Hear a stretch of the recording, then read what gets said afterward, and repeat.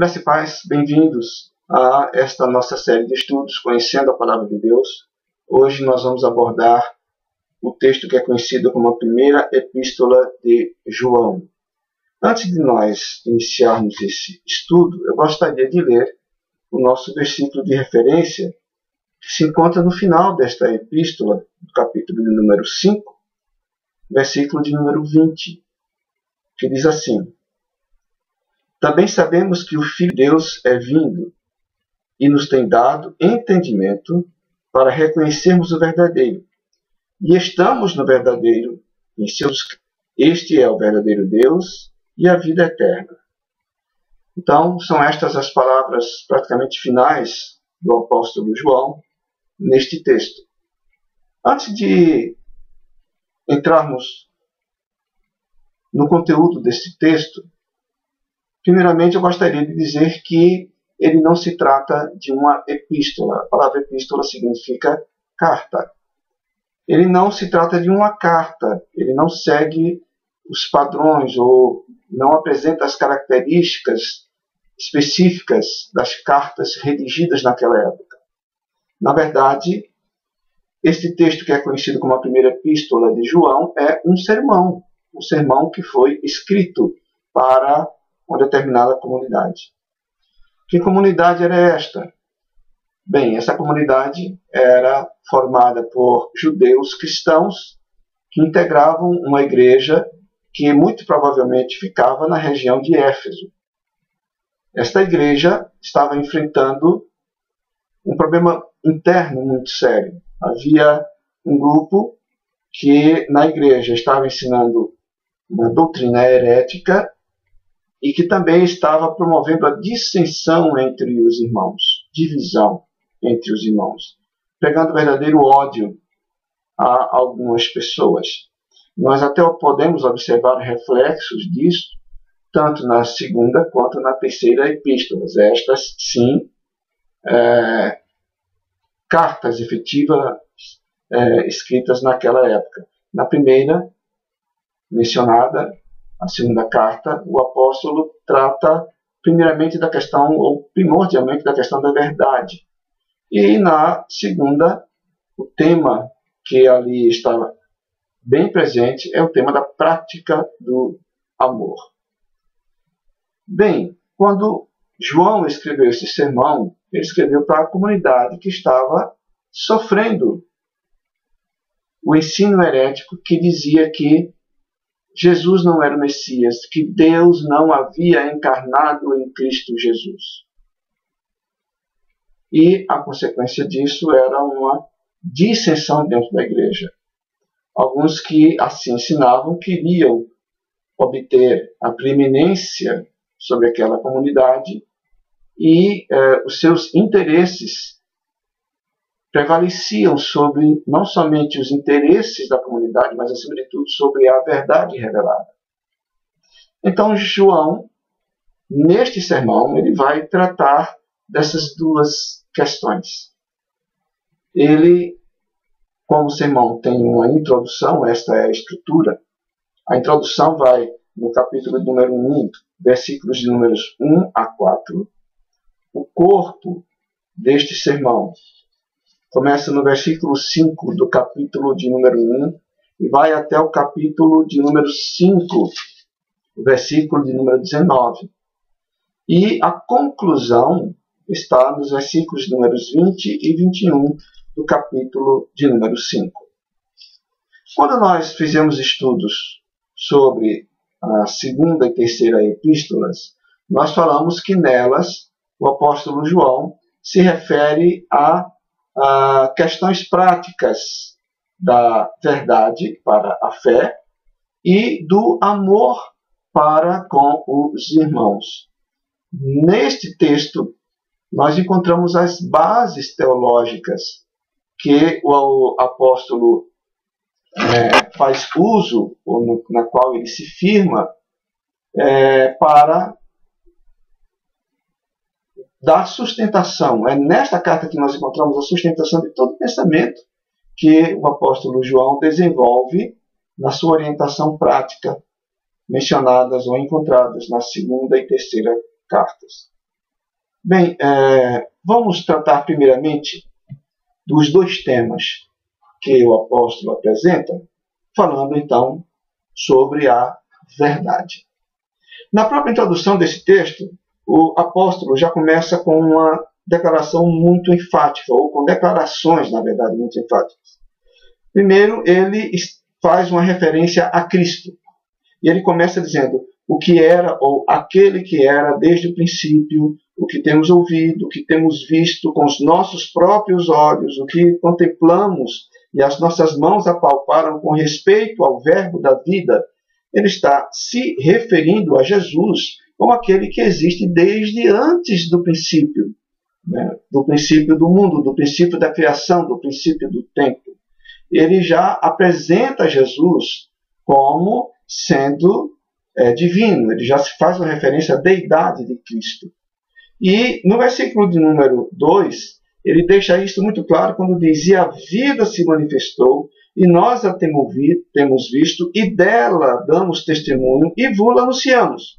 A vida eterna, a qual estava com o Pai, e nos foi manifestada, revelada, trazida à visão, trazida à percepção. Então, ele já começa dizendo que o Deus eterno, anterior à própria criação, ele se encarnou em Cristo Jesus. O Verbo se fez carne, o Verbo da vida se fez carne e se manifestou no nosso meio, na figura e na pessoa de Cristo Jesus. E o apóstolo, então, diz assim no versículo número 3, o que temos visto e ouvido com respeito a esta encarnação da vida, anunciamos também a vós outros, para que vós igualmente mantenhais comunhão conosco. Ou seja, a comunhão aqui é uma palavra que significa partilhar.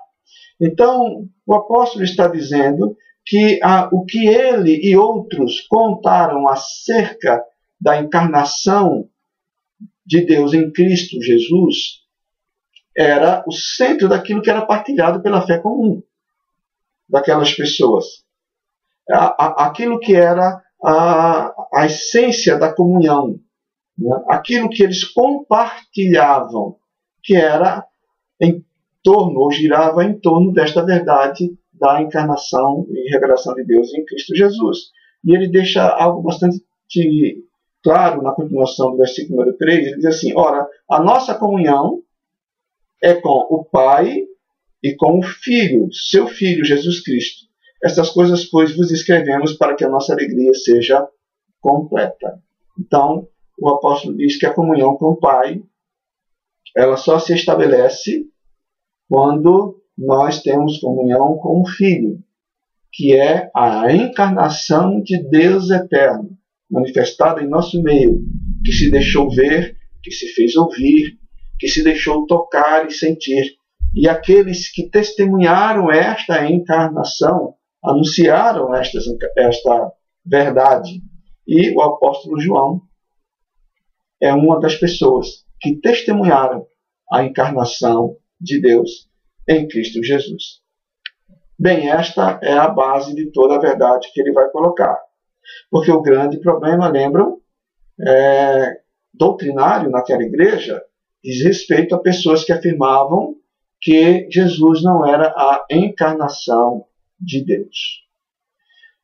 Para começar a tirar as dúvidas sobre isto, o apóstolo João, falando sobre a verdade, ele já começa falando sobre Deus, a partir do versículo número 5, que é o corpo do sermão propriamente dito.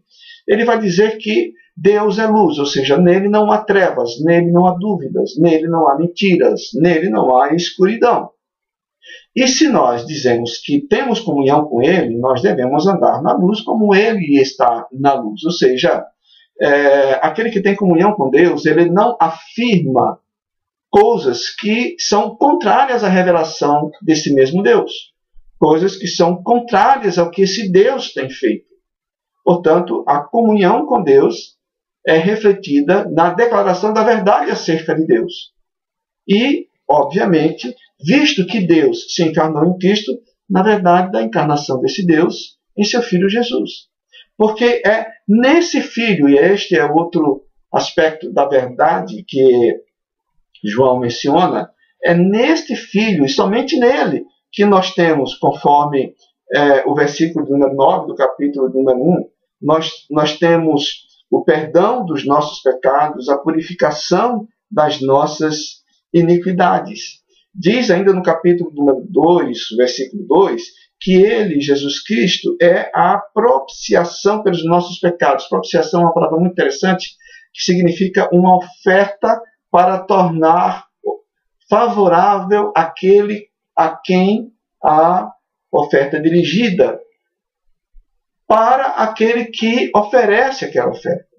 Ou seja, propiciação significa que uma oferta foi dada, um sacrifício foi feito para apaziguar, para tornar o coração de alguém favorável a outro.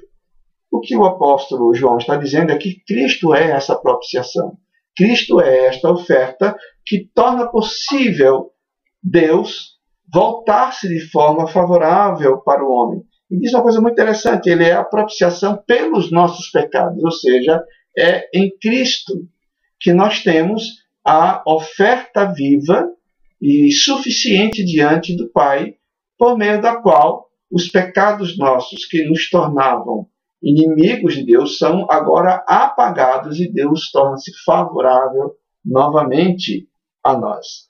Também diz o apóstolo João, no que se refere à verdade de Deus em Cristo Jesus, que é em Cristo também que nós temos constante intercessão, constante favor aplicado em nosso benefício por causa dos nossos pecados. Ele diz muito claramente o seguinte: filhinhos meus, estas coisas vos escrevo para que não pequeis. Se todavia alguém pecar, temos advogado junto ao Pai, Jesus Cristo, o justo.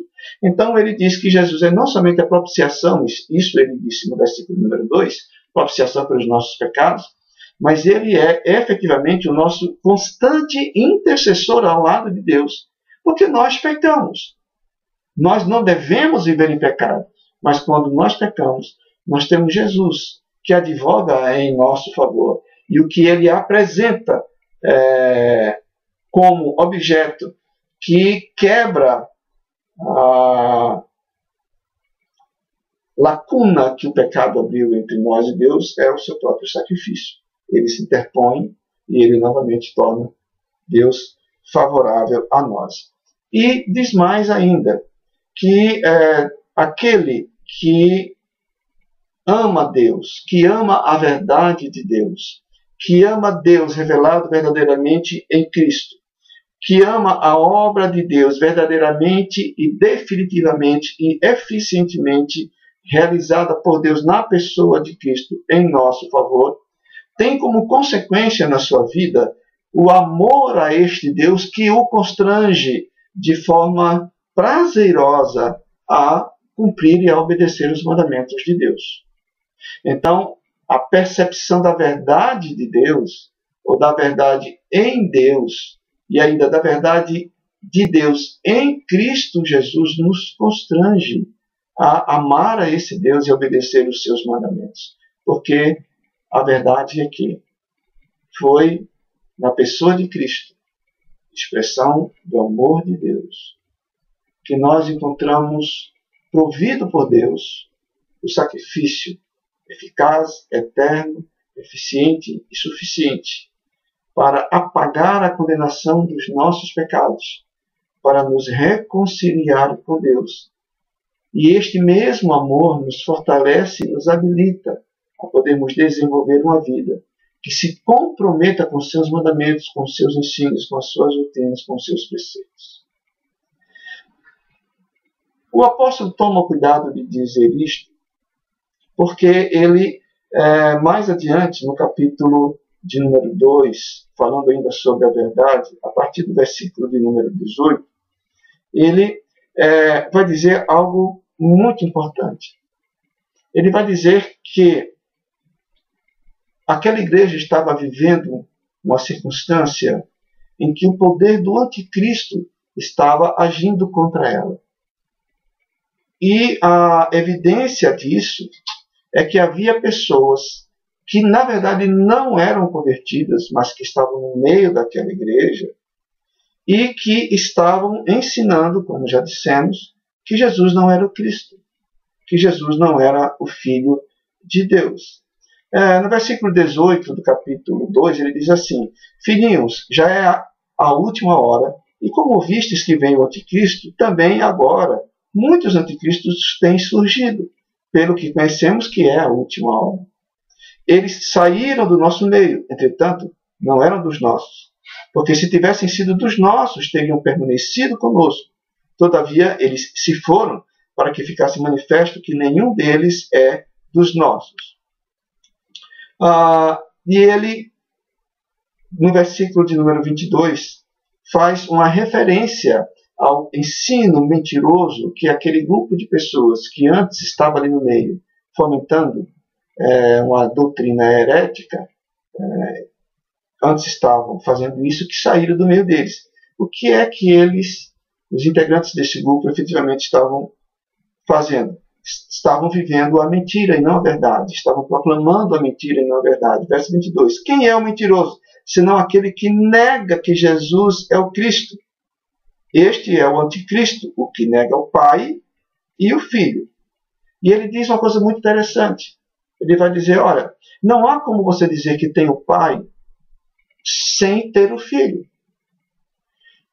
Aquelas pessoas que saíram daquele meio, do meio daquela igreja, dizendo que por sua fidelidade a Deus e por proclamarem a verdade de Deus, afirmavam que Jesus não era o Cristo, o apóstolo João está dizendo, olha, é impossível eles terem o Pai, porque só há um meio de ter comunhão com o Pai, é ter comunhão com o Filho. Nós encontramos isto no versículo de número 23 do capítulo 2. Todo aquele que nega o Filho, esse não tem o Pai. Aquele que confessa o Filho tem igualmente o Pai. Então, o apóstolo João vai dizer àqueles irmãos que antes haviam sido alvos daquele ensino herético que afirmava que Jesus não era o Cristo. João vai dizer, fiquem tranquilos, firmem-se na verdade, de que Jesus é o Cristo, é o Filho de Deus, ele é o Deus encarnado, e nele temos nossa salvação, e nele temos a vida eterna. Porque não há como nós termos o Pai negando o Filho. Todo aquele que tem o Pai tem o Filho, e todo aquele que tem o Filho tem o Pai. Aqueles que saíram do nosso meio dizendo que estavam servindo verdadeiramente ou proclamando a verdade de Deus, dizendo que Jesus não era o Cristo, infelizmente, eram proclamadores da mentira e estavam ali operando a ação do anticristo. Mais adiante,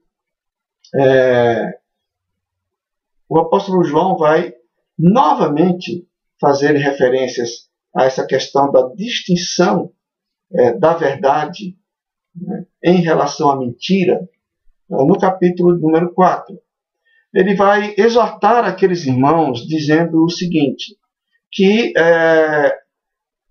aqueles irmãos, deveriam permanecer alertas, experimentando, ou seja, testando os espíritos. Isso não significa uma referência a uma ação sobrenatural. Quando ele fala assim, que devem testar os espíritos, é no sentido de verificar a essência do que está sendo ensinado e as proposições que estão sendo apresentadas por algumas pessoas. Ele diz, capítulo 4, versículo número 1, Amado, não deis crédito a qualquer espírito, antes provai os espíritos, se procedem de Deus, porque muitos falsos profetas têm saído pelo mundo afora. Nisto reconheceis o Espírito de Deus. Todo espírito que confessa que Jesus Cristo veio em carne é de Deus. Então, ele diz, olha, você quer saber se a doutrina que aquelas pessoas estão proclamando é verdadeira? Veja o que elas afirmam acerca de Cristo Jesus. Se eles disserem que Jesus é o Filho de Deus, se disserem que Jesus é o Messias, se disserem que Jesus é o Cristo, se disserem que Jesus é a propiciação pelos nossos pecados de forma definitiva, esse Espírito, esta mensagem, essa disposição, esse ânimo vem de Deus para vocês. E ele continua dizendo, versículo 3, e todo espírito que não confessa a Jesus não procede de Deus. Pelo contrário, este é o espírito do anticristo, a respeito do qual tendes ouvido que vem e presentemente já está no mundo. Versículo número 6 diz uma coisa muito interessante. Nós somos de Deus. Aquele que conhece a Deus nos ouve.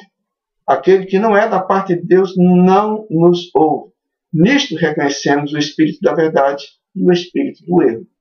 Então, o apóstolo está dizendo que todo espírito, toda pessoa, toda mensagem que concorda com a verdade manifestada de Deus em Cristo Jesus e concorda com a proclamação do Evangelho daqueles primeiros discípulos e dos apóstolos que foram testemunhas da encarnação de Deus em Cristo Jesus, todo aquele que assim prega procede de Deus e deve ser ouvido. Se a pregação não está centrada em Cristo, se a pregação, se o ensino, se a doutrina não está centrada na verdade de que Jesus é o único e verdadeiro Filho de Deus e nosso único e verdadeiro e suficiente Redentor, se não ensina isto, se não prega isto, se não prega não só arrependimento, mas salvação dos pecados somente por meio de Cristo, este não procede de Deus. Então, o apóstolo João diz, são estas as verdades que vocês devem guardar. São estas coisas que vocês devem ter em mente. São estas declarações que vocês precisam ter em suas mentes para se preservarem da mentira e abraçarem a verdade. Aí o apóstolo vai depois falar sobre o amor, que é o outro tema que nós encontramos nesta epístola. E a declaração básica que o apóstolo faz no que diz respeito ao amor é que nós amamos porque Deus nos amou primeiro. É interessante nós observarmos isso. Ele vai dizer que uma vez que nós encontramos a verdade em Deus, na pessoa de Jesus Cristo, nos arrependemos de nossos pecados, confessamos os nossos pecados, recebemos o perdão e a sua constante defesa em nosso favor. Ele vai dizer que, à medida que nós experimentamos este amor de Deus, este amor de Deus deve ser também transposto por nós para os homens, para as pessoas. Nós, ao amarmos os homens de forma legítima, apropriada, verdadeira, desinteressada, desprovida de qualquer mesquinharia, de qualquer segundas intenções, todas as vezes que nós amamos legitimamente e verdadeiramente as pessoas, ao ponto de até mesmo como Jesus Cristo fez em nosso favor, mostrando o amor de Deus, darmos a vida pelo nosso próximo. Todas as vezes que nós amamos desta forma, nós estamos estendendo aos homens o amor de Deus. Então, o amor ao próximo e o amor aos homens, o amor bíblico, ele só se torna possível em decorrência do assentimento da verdade revelada em Cristo, da verdade de Deus em Cristo Jesus e de toda a obra salvadora que Deus fez por nós no Senhor Jesus Cristo. Então ele diz que há uma distinção clara entre os convertidos e os não convertidos. É que os convertidos, eles amam as coisas que procedem de Deus, mas eles não amam as coisas ou os padrões presentes ou que procedem do mundo. Ele diz no versículo número 7 do capítulo número 2, o seguinte: amados, não vos escrevo um mandamento novo, senão um mandamento antigo, o qual desde o princípio tivestes. Esse mandamento antigo é a palavra que ouvistes. E é o seguinte, versículo de número 10. Aquele que ama seu irmão permanece na luz, e nele não há nenhum tropeço. Então, ele diz que aquele que permanece na luz, permanece em Deus, permanece na verdade, que anda conforme a realidade de sua nova vida, ele ama aos irmãos. E é a expressão deste amor que vai legitimar o testemunho daqueles que dizem crer em Deus, ou seja, eles afirmam a verdade acerca de Deus, e o amor que eles legitimamente sentem pelos irmãos será uma expressão, será como uma espécie de refugir do amor maior e indescritível de Deus pelo ser humano. Bem, no que diz respeito ao amor, já falamos, o verdadeiro amor é decorrente da verdade percebida em Deus. Ele vai dizer que este amor se expressa, primeiro, pelo não apego às coisas do mundo. Isso nós encontramos nos versículos números 15 até o 17, no capítulo número 2. Ele vai dizer o seguinte: olha, as coisas do mundo passam. Não amem as coisas do mundo, porque o desejo da carne, a concupiscência dos olhos, a vaidade da vida, tudo isso passa. E tudo isso não procede efetivamente de Deus. Depois ele vai dizer que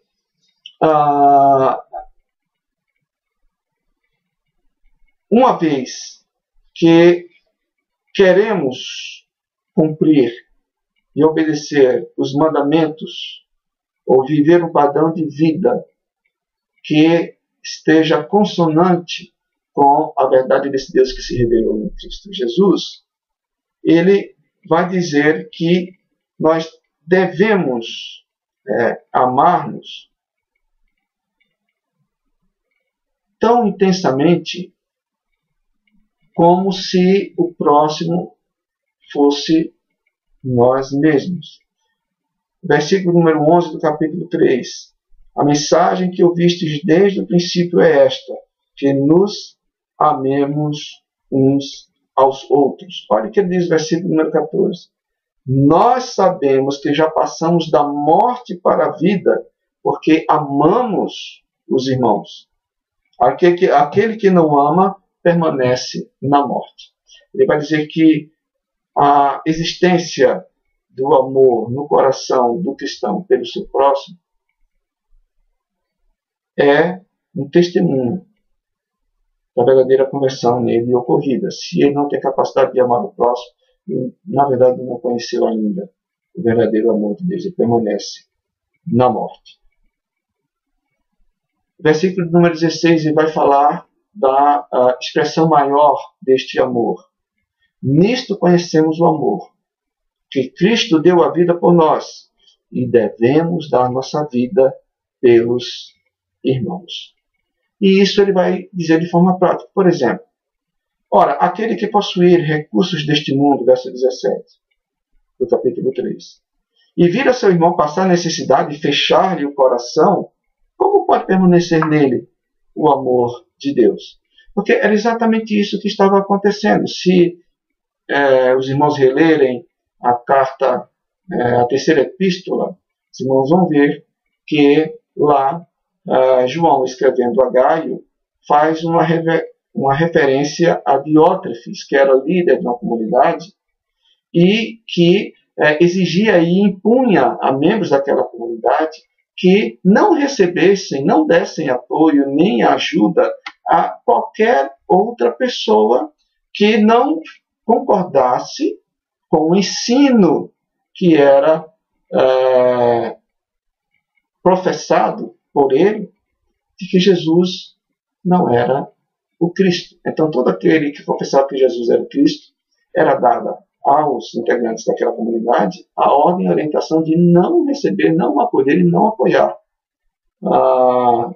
a verdadeiros cristãos, neste caso, né? Verdadeiros cristãos.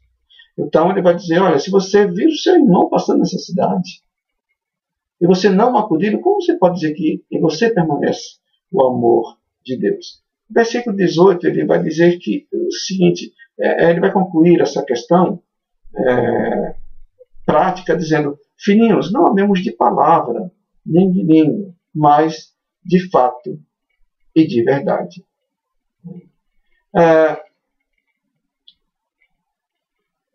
Se nós dizemos que fomos alcançados pelo amor de Deus em Cristo Jesus, que o amor de Deus transformou as nossas vidas, nós agora devemos dar testemunho dessa verdade, refletindo este amor divino para com as outras pessoas, auxiliando-as nas suas necessidades, atendendo-as nas circunstâncias difíceis que cercam sua vida.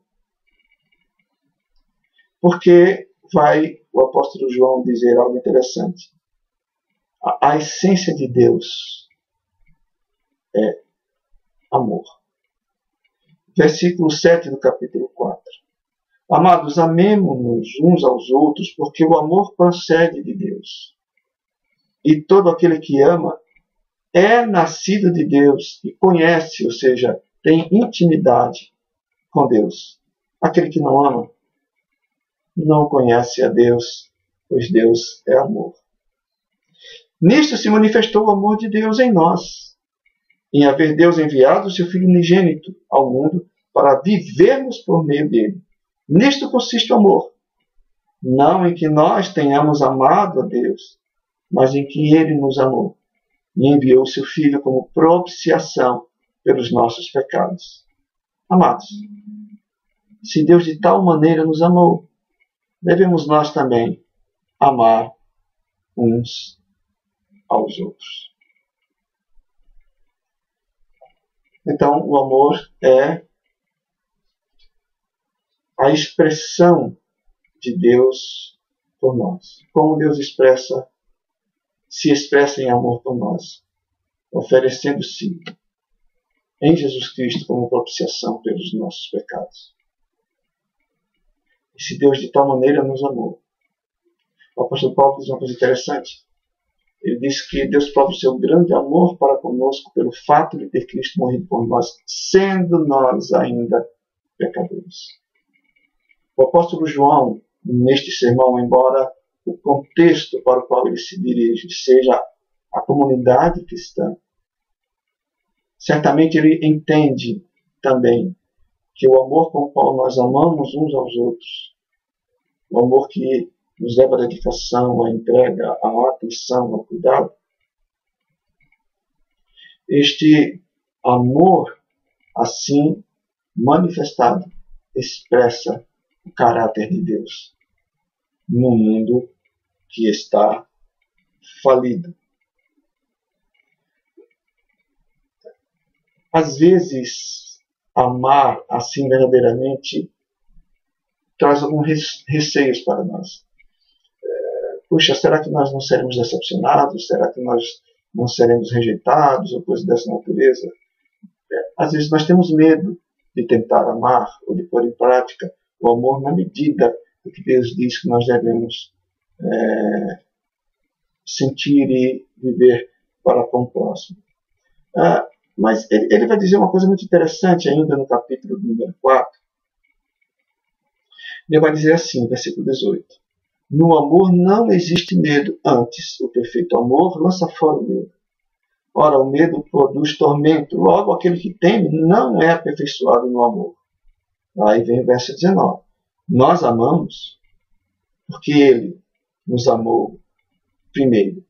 A presença deste amor verdadeiro, no versículo número 17, é descrito como produzindo em nós um benefício interessante. Nisto é em nós aperfeiçoado ou plenificado o amor, para que no dia do juízo mantenhamos a confiança, pois segundo ele é, também nós somos neste mundo. Ou seja, a existência desse amor que nos leva a crer em Deus, a absorver as verdades de Deus em Cristo, a experimentar a verdadeira salvação em Cristo.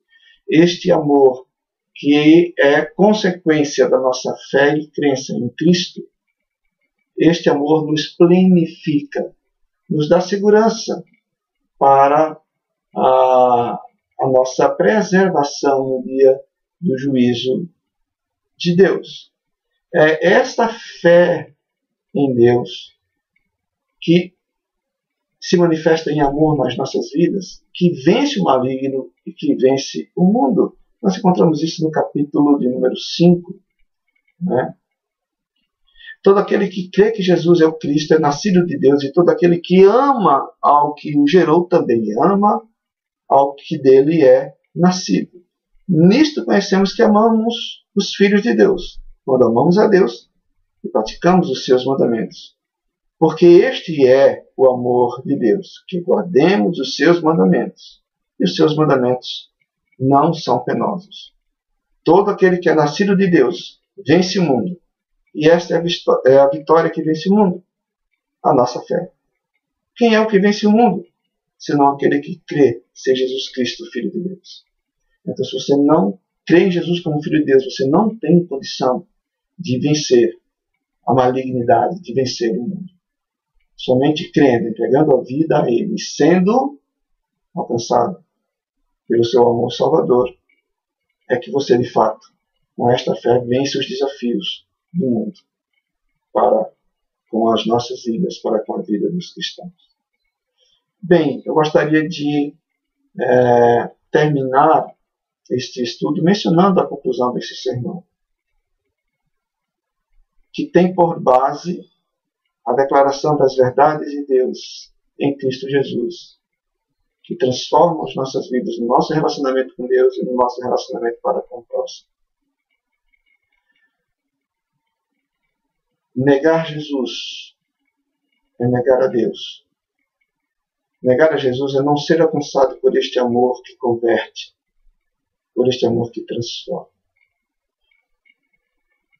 Negar a Jesus é jamais poder ser alcançado pelo amor salvador do Pai. E é jamais ter a possibilidade de experimentar a vida eterna. No capítulo número 5, no versículo de número 10, a partir do versículo número 10, o apóstolo João diz uma coisa bastante interessante. Ele diz assim: aquele que crê no Filho de Deus tem em si o testemunho. Aquele que não dá crédito a Deus, porque Deus se revelou em Cristo, aquele que não dá crédito a Deus o faz mentiroso, porque não crê no testemunho que Deus dá acerca do seu Filho. E o testemunho é este: que Deus nos deu a vida eterna. E esta vida está no seu Filho. Aquele que tem o Filho tem a vida. Aquele que não tem o Filho de Deus não tem a vida. E esta é toda a verdade que precisa ser repetida, relembrada, refletida na mente e no coração daqueles irmãos. No final, a conclusão do seu sermão, ele diz, versículo 20, que nós lemos no início: sabemos que o Filho de Deus é vindo e nos tem dado o entendimento para reconhecermos o verdadeiro. E estamos no verdadeiro, em seu Filho, Jesus Cristo. Este é o verdadeiro Deus e a vida eterna.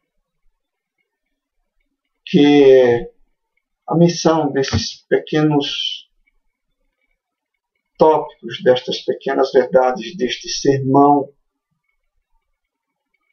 sobre Deus, sobre a natureza de Deus revelada em Cristo, sobre a obra de Deus realizada em Cristo, sobre as consequências desta obra de Deus feita em amor, que gerou para nós a propiciação de Deus, que nos possibilitou termos os nossos pecados perdoados, as nossas iniquidades lavadas.